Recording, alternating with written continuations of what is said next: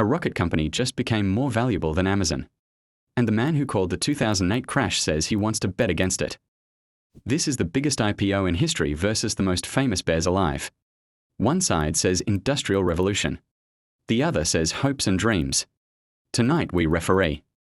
First, the numbers that broke everyone's brain. SpaceX listed targeting $1.75 trillion. On day one it blew past $2 trillion, briefly overtaking Amazon, and Elon Musk became the world's first trillionaire. So why are believers this excited? The bull case is simple and seductive. This isn't a company, it's infrastructure for the next century.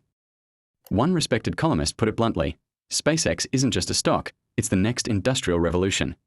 Reusable rockets, a near monopoly on launch, and Starlink beaming internet to the whole planet. And there's the Elon factor. As one analyst said, people aren't buying earnings, they're buying Elon Musk.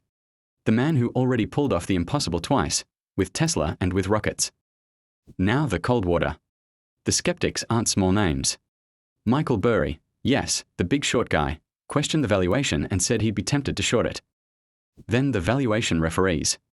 Morningstar's discounted cash flow says SpaceX is worth about $780 billion, less than half the IPO price.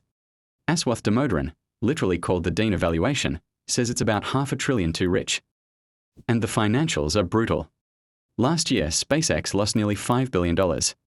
Its own filing admits a history of net losses, and that it may never become profitable. The one part that actually makes money is Starlink, internet, not rockets. Here's the twist nobody mentions on launch day.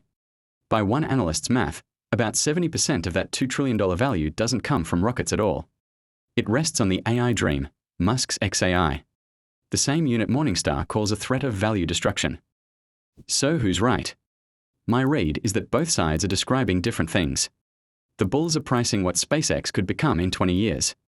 The bears are pricing what it actually earns today. Translated into plain English, at this price, you are not investing in a rocket business. You are paying upfront for a future that has to go almost perfectly. Maybe it does. But you're buying the dream at full price. And don't think this is just an American story. SpaceX is heading into the NASDAQ 100, which means global index funds, and your Australian super, may end up owning a slice whether you chose it or not. The dream gets into your portfolio through the back door.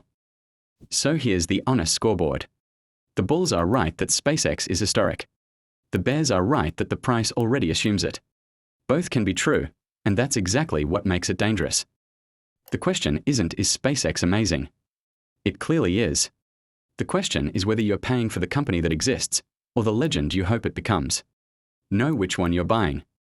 Mind your wallet.